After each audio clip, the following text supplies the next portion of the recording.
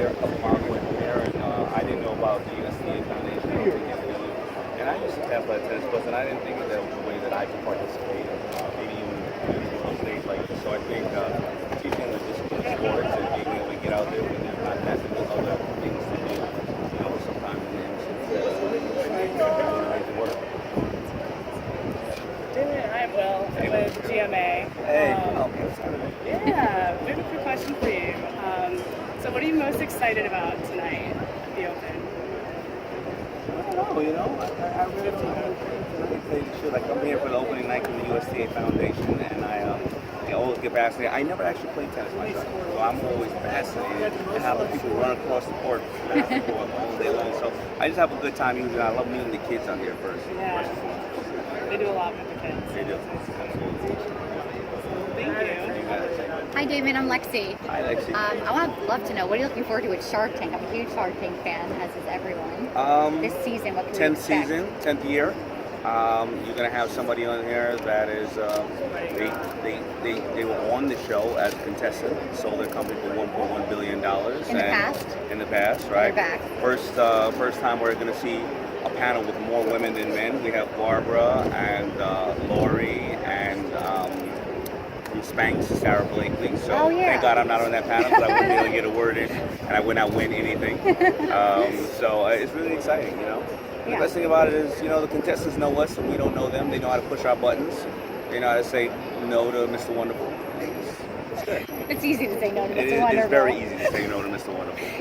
The El Musas came to your convention recently. I'm sorry? Derek El Musa, they do the HGTV show. Yeah. How would you describe their bond? You're a big fan of theirs, and they're like happily divorced, if that makes sense. So how would you describe them as a team?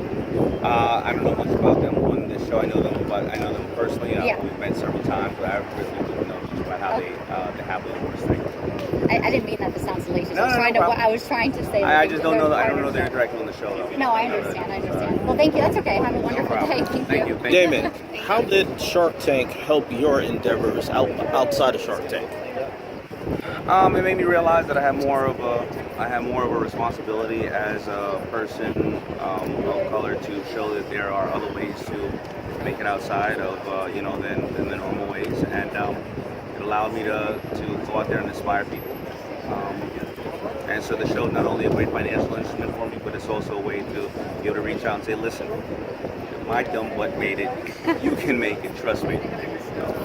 As a Queens guy, what's your earliest memories of the U.S. Open? My earliest memories of the U.S. Open? Probably about 6 or 7. No, probably about 15. My mother used to take me here all the time. I grew up very close here. My mother worked in LaGuardia at Admiral's Club, so she used to always take me around the park and and get to see some of the games here and there. David, all right, for the Queens Chronicles, I've got to ask what part of the borough and give me the high school stuff. Yeah, I grew up in Hollis, Queens. I went to Bayside High. I grew up in Hollis, Queens, went to Bayside High. And hung out here in Buster Meadow, Walkton. Cunningham Park, Buster Meadow Park.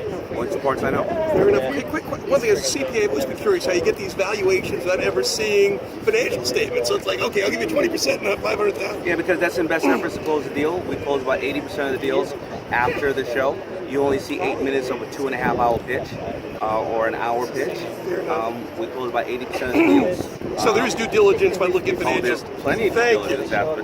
And the ones that fall through, trust me, we may adjust it because maybe I'll say to the person, why did you tell me you owe the IRS $1 million in taxes? And they'll say, you never asked. So we'll just adjust it. Well, Cuba never fessed up then, so thank you very much. Actually, that's your biggest life lessons for other people financially, like your advice?